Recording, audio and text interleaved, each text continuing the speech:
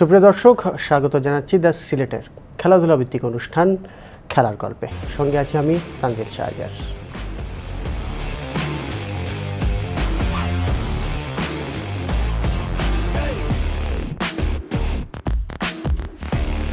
আজকের অনুষ্ঠানে আমরা কথা বলবো বৃহত্তর সিলেটের ক্রিকেট নিয়ে, বিশেষ করে সিলেট বিভাগীয় ক্রিকেট দল নিয়ে।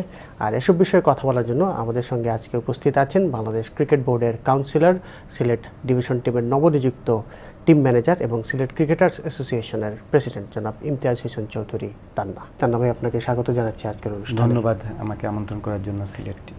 আজকে আমরা সিলেটের ক্রিকেট নিয়ে কথা বলব। প্রথমেই যেটি জানতে চাইবো, আপনি সিলেট ডিভিশন টিমের ম্যানেজার হয়েছেন, অল্প কিছুদিনের মধ্যেই এনসিএলটা শুরু হতে যাচ্ছে, 4 দিনের ক্রিকেট। এবার আসলে আপনাদের পরিকল্পনা কি সিলেট ডিভিশন টিম নিয়ে?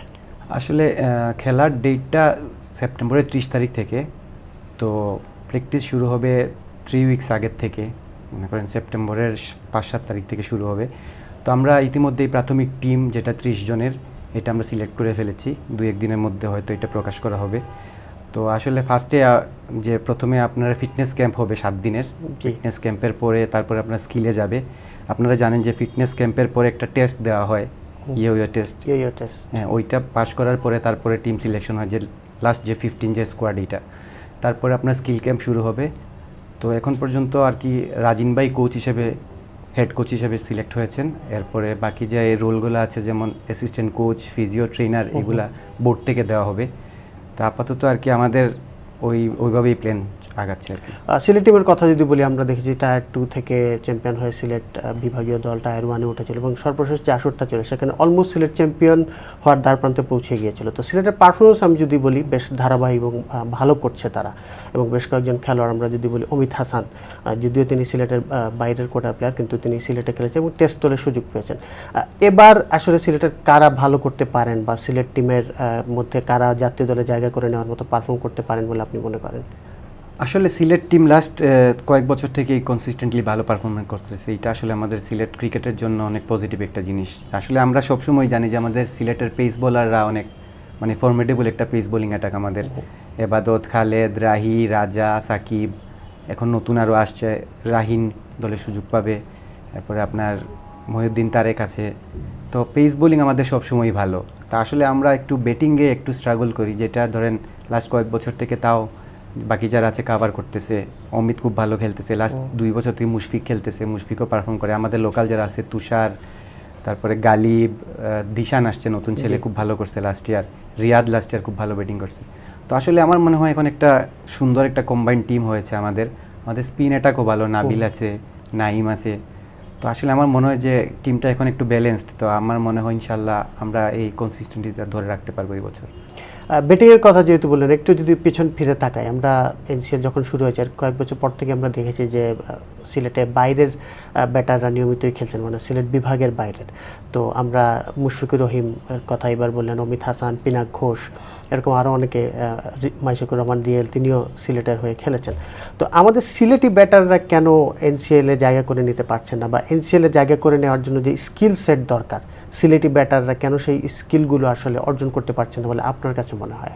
আসলে এটা আসলে খুব আনফর্চুনেট আমাদের সিলেট ডিভিশনের জন্য, যে সত্যি বলতে যে এটা আসলে একটা সময় আমরা যখন আমি প্রথম এনসিএল খেলি আর্লি 2000-এ, তখন ধরেন আমরা সবাই সিলেটেরই ছিলাম। নাইদ ভাই, পারভেজ ভাই ছিল, আমরা নতুন ঢুকছি, রাজিন ভাই, অলক ভাই, আমি, এজাজ যারা ছিল সবাই মোটামুটি পারফর্ম করেছিলাম আর। বাট রিসেন্টলি আসলে এটা আমাদের সিলেটের ক্রিকেটের জন্য খারাপ, যে আসলে আমরা ওই রকম ব্যাটসম্যান বাইট করতে পারতেছি না। এটা আসলে খুবই, তো আমার মনে হয় এখন যে বোর্ড থেকে কিছু উদ্যোগ নেওয়া হয়েছে, আমাদের সিলেট থেকে কিছু উদ্যোগ নেওয়া হয়েছে, এগুলা যেটা হলো যে আপনার লেভেল 1 কোচিং কোর্স করানো হয়েছে সিলেটে। এটা আমাদের রুট লেভেলের জন্য খুব ইম্পর্টেন্ট। আসলে আপনি একটা ব্যাটসম্যানকে রেডি করতে হলে রুট লেভেল থেকে রেডি করতে হবে। আপনি 20-25 বছরে যায় ব্যাটসম্যানকে আপনি রেডি করতে পারবেন না, সম্ভব না। তো এটা খুব ইম্পর্টেন্ট একটা জিনিস। এরপর আরেকটা ভেরি ইম্পর্টেন্ট যে জিনিসটা হলো আমাদের সিলেট ক্রিকেটের জন্য যে প্র্যাকটিস ফেসিলিটিস। আমাদের খুব, আপনারা জানেন যে খুব লিমিটেড ফেসিলিটিস আমার সিলেটে। ডিভিশন মাঠ যেহেতু আছে, ওইটা কিন্তু আমাদের আন্ডারে না, ওইটা ক্রিকেট বোর্ডের আন্ডারে। অলমোস্ট 12 মাসই ওদের প্রজেক্ট থাকে একটা কি একটা। আমরা আসলে ওইখানে ঢোকার সুযোগ পাই না। ডিস্ট্রিক্ট মাঠে আসলে আসলে সামারে তো এখানে মাঠে আপনারা জানেন যে কাদা হয়ে যায়, কোনো প্র্যাকটিস ফেসিলিটিস নাই, কোনো উইকেট নাই। তো আমি আমাদের যে নতুন বোর্ড ডাইরেক্টর হয়েছেন জনাব কাইম সাহেবের সাথে আলাপ করেছি, উনি বলেছেন যে আমাদের যতটুকু ফেসিলিটিসের প্রয়োজন উনি প্রোভাইড করবেন। উনি অলরেডি 2টা মাঠের জন্য করেছেন যে মাঠ রেডি করবেন, বাইরে 2টা মাঠ, ডিস্ট্রিক্ট মাঠও, যাতে আমরা সাইডের প্র্যাকটিস উইকেটগুলো থাকে এগুলোর ফেসিলিটিস বাড়াই, তখন ছেলেরা বেশি প্র্যাকটিস করতে পারবে, বেশি ব্যাটিং প্র্যাকটিস করলে ব্যাটিংয়ের ইমপ্রুভ হবে ইনশাআল্লাহ। এটি খুব ভালো একটা কথা বলেছেন। আপনি তো সিলেট ক্রিকেটার্স অ্যাসোসিয়েশনের প্রেসিডেন্ট, তো সিলেট জেলার যদি আমি বলি ক্রিকেটারদের একটা আশা ভরসার জায়গা হচ্ছে এই সিলেট ক্রিকেটার্স অ্যাসোসিয়েশন। তো সিলেট ক্রিকেটার্স অ্যাসোসিয়েশনের প্রেসিডেন্ট হিসেবে যদি আপনার কাছে জানতে চাই যে আমাদের সিলেটি তরুণ ক্রিকেটাররা প্রথম বিভাগ ক্রিকেট লিগ এবং দ্বিতীয় বিভাগ ক্রিকেট লিগ, এই দুটো লিগ ছাড়া তারা কিন্তু গত 7-8 বছরে খুব বেশি খেলার সুযোগ পায় না। আরেকটা ব্যাপার হচ্ছে যে সামারের কথা বা আপনি যদি বর্ষা মৌসুমের কথা বলেন, সেই সময় প্র্যাকটিস ফ্যাসিলিটি, মাঠে প্র্যাকটিস করা যায় না, আবার ইনডোরটাও আসলে প্র্যাকটিস করার মতো উপযোগী না। এবং ইনডোরে অনেক সময় আমরা মেলা হতেও দেখেছি। আপনি যে বোর্ড ডিরেক্টরের কথা বলেন উনি কিন্তু এটা নিয়ে কনসার্ন জানিয়েছেন। তো আপনারা সিলেট ক্রিকেটার্স অ্যাসোসিয়েশন থেকে বা অ্যাজ এ সিনিয়র ক্রিকেটার আপনি, এবং এখন তো আপনি বিসিবির কাউন্সিলর, তো এই ইনডোর ফ্যাসিলিটিসটা সহ ওভারঅল যে ফ্যাসিলিটিসটাকে আরও ডেভেলপ করার জন্য কী কী পদক্ষেপ নেওয়া দরকার বলে মনে করছেন? না, আসলে এটা আমাদের যে ওই যে আমাদের ডিভিশন টিমের প্লেয়ার ছাড়া বাকি যে প্লেয়ারগুলো আসলে ম্যাচ প্র্যাকটিসের স্ট্রাগল করে, ম্যাচের প্র্যাকটিস কম। আমাদের আসলে আমরা লিগটা করতে স্ট্রাগল করি জি, বিকজ অফ মাঠ। কারণ মাঠে আপনার 3 মাস থাকে, 3 মাসের মধ্যে আপনি ফার্স্ট ডিভিশন, সেকেন্ড ডিভিশন, কিংবা আপনি যদি একটা টুর্নামেন্ট দিতে চান, স্কুল ক্রিকেটও থাকে, আপনি যদি টুর্নামেন্ট দিতে আসলে কভার করা সম্ভব না। তো আমি যেটা ওনাদের সাথে আলাপ করেছি যে এইবার আমাদের যে স্কেজুয়ালটা একটু বেশি, মানে 3-4 মাস না দিয়ে 5-6 মাস দেওয়ার জন্য, যাতে আমরা এই টুর্নামেন্টগুলো কভার করতে পারি। আর ইনডোরের ব্যাপারটা আসলে ইনডোর তো আমার মনে হয় না ওই যে ইয়ের পরে মনে হয় আর কোনো কাজ হয়েছে ইনডোরে। ইনডোরটা যদি আমাদের ডিস্ট্রিক্ট মাঠের ইনডোর যেটা বলছি ওইটা যদি ঠিক করা হয়, আসলে ধরেন ওইখানে ওই যে ডিস্ট্রিক্ট লেভেলের প্লেয়ারগুলো যারা, তারা তো আসলে ডিভিশন মাঠে অ্যালাউড না সত্যি, যেটা এটা ইন্টারন্যাশনাল গ্রাউন্ড, সবাইকে তো অ্যালাউড করবে।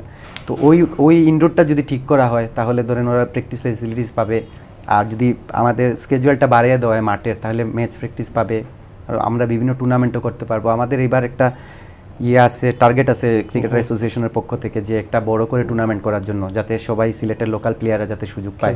আমরা লাস্ট একটা টুর্নামেন্ট করেছিলাম যেটা খুব সফল হয়েছিল, হ্যাঁ ব্লাস্ট, আমরা চাচ্ছি যে ওইটার মতো আরেকটা বড় টুর্নামেন্ট আয়োজন করার জন্য। এটা নিশ্চয়ই সাধুবাদ পাওয়ার যোগ্য। একটু ডিভিশন টিমের দিকে আবার যাই। আমরা যদি ডিভিশন টিমের দিকে খেয়াল করি, গত কয়েক বছর বেশ কয়েকজন সিনিয়র ক্রিকেটার এবং কিংবদন্তি ক্রিকেটার অবসর নিয়েছেন, যেমন রাজিন সালে আলম এখন তো কোচ হয়ে গেছেন, বাংলাদেশ জাতীয় দলে অধিনায়কত্ব করেছেন। অলোক কাপালি বাংলাদেশের একসময় দ্রুততম ওয়ানডে সেঞ্চুরিয়ান, বাংলাদেশ অভিষেক টেস্ট সিরিজ জয়ের নায়ক এনামুল হক জুনিয়র, এবং আপনিও আসলে 2023 সালের পরে আর প্রথম শ্রেণীর ক্রিকেট খেলছেন না। তো আমরা যতদূর জানি এই যে ক্রিকেটাররা অবসর নিয়েছেন তাদেরকে আসলে ডিভিশন থেকে বা ডিভিশনাল ক্রিকেট স্পোর্টস অ্যাসোসিয়েশন থেকে সেভাবে কোনো ধরনের বিদায়ী সম্বর্ধনা বা সম্মাননা প্রদান করা হয়নি। তো আপনি তো এখন কাউন্সিলর বা একজন সিনিয়র ক্রিকেটার, আপনি আসলে এই ক্রিকেটারদের সম্মাননার ব্যাপারে কি বলবেন? তারা কি এটা ডিজার্ভ করেন? অবশ্যই, যে রাজিন ভাই, এনাম, অলোক ভাই, তাপস ভাই, নাজমুল, আরও যারা প্লেয়ার যারা রিটায়ার্ড করেছেন, তাদের তো আসলে সিলেট ক্রিকেটের প্রতি অনেক ডেডিকেশন ছিল, অনেক মানে পুরা কেরিয়ারই সিলেট ক্রিকেটের জন্য ওরা দিয়েছে। তো আশা করব সিলেট ডিভিশনের পক্ষ থেকে যাতে ওদেরকে ওদের প্রাপ্য সম্মাননা দেওয়া হয়, এটা আসলে ওনারা ডিজার্ভ করেন। সিলেটের ক্রিকেটের জন্য ওদের অনেক অবদান। নিঃসন্দেহে আমরা কিন্তু সিলেট ডিভিশন টিমের ম্যানেজার হিসেবে তরুণ বয়সে আমরা আমাদের আরেক সিনিয়র ক্রিকেটার পাপলু দত্তকে দেখেছি, মোস্তফা কামাল পাশা মওদুদকে দেখেছি। আপনি কিন্তু এক হিসেবে খেলা ছাড়ার সঙ্গে সঙ্গেই ডিভিশন টিমের ম্যানেজার হিসেবে দায়িত্ব পালন করেছেন। আমি যদি বলি যে আগামী 5 বছরের মধ্যে সিলেট ডিভিশন টিম এবং সিলেটের ওভারঅল ক্রিকেটটাকে কোথায় দেখতে চান? আপনার পরিকল্পনাটা কি? না, আসলে এইবার আরেকটা বিসিবি থেকে আরেকটা টুর্নামেন্ট অ্যাড করা হয়েছে, যেটা আপনি হয়তো জানেন, যে ওই যে প্রাইমারি টিম সেকেন্ড যেটা ওই যে ইংল্যান্ডের মতো আর কি, যেটা যে আপনি সোয়াপ করতে পারবেন প্লেয়ার, ফার্স্ট টিম থেকে সেকেন্ড টিমে নিতে পারবেন, সেকেন্ড টিম থেকে ফার্স্ট টিমে। এইটা আসলে একটা খুব বড় অপরচুনিটি যারা নতুন আপকামিং প্লেয়াররা আসছে। তো এইটার মাধ্যমে আমার মনে হয় যে কম্পিটিশনটা আরও বাড়বে। এখানে মনে করেন আপনি যে সেকেন্ড টিমের প্লেয়াররা যখন ফার্স্ট টিমকে পুশ করবে, তখন অটোমেটিকলি দুইটা টিমেরই পারফরমেন্স বাড়বে। তো এইটার মাধ্যমে আমাদের ধরেন প্লেয়ারদের পারফরমেন্স আরও ভালো হবে। আর যেটা আপনি বললেন যে আসলে আমি তো অনেক বছর ফার্স্ট ক্লাস ক্রিকেট খেলেছি, আমি আমার প্লেয়িং কেরিয়ারে মওদুদ ভাই ম্যানেজার ছিলেন, নাচন ভাই ম্যানেজার ছিলেন, পাপলুদা ম্যানেজার ছিলেন, আরমান ভাই ম্যানেজার ছিলেন, ফরাদ ভাই ছিলেন, লাস্ট ছিলেন অনি ভাই। আসলে ওনারা তো খুব ভালোভাবে সিলেট ডিভিশন টিমকে হ্যান্ডেল করেছেন, যেটা আসলে একটা খুব রেসপন্সিবিলিটি, একটা দায়িত্ব।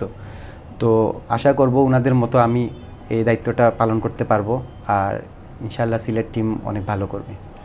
আমরা প্রত্যাশা করছি যে ইমতিয়াজ হোসেন চৌধুরী তান্নার হাত ধরে সিলেটের ক্রিকেট আরও অনেক দূরে এগিয়ে যাবে। দ্য সিলেটের ক্রীড়াভিত্তিক আয়োজন খেলার গল্পে সময় দেওয়ার জন্য আপনাকে অসংখ্য ধন্যবাদ জানাচ্ছি। ধন্যবাদ সিলেট। সুপ্রিয় দর্শক, আজকের অনুষ্ঠান এখানেই শেষ হচ্ছে। দ্য সিলেটে এই খেলার গল্প অনুষ্ঠানটা নিয়মিত আয়োজিত হবে। সিলেট এবং আন্তর্জাতিক ক্রিকেট, ফুটবল, হকি সব ধরনের খেলাধুলা নিয়ে এখানে আয়োজন থাকবে। সবাইকে সেই অনুষ্ঠানটা নিয়মিত দেখার আমন্ত্রণ জানিয়ে আজকের অনুষ্ঠান এখানেই শেষ করছি।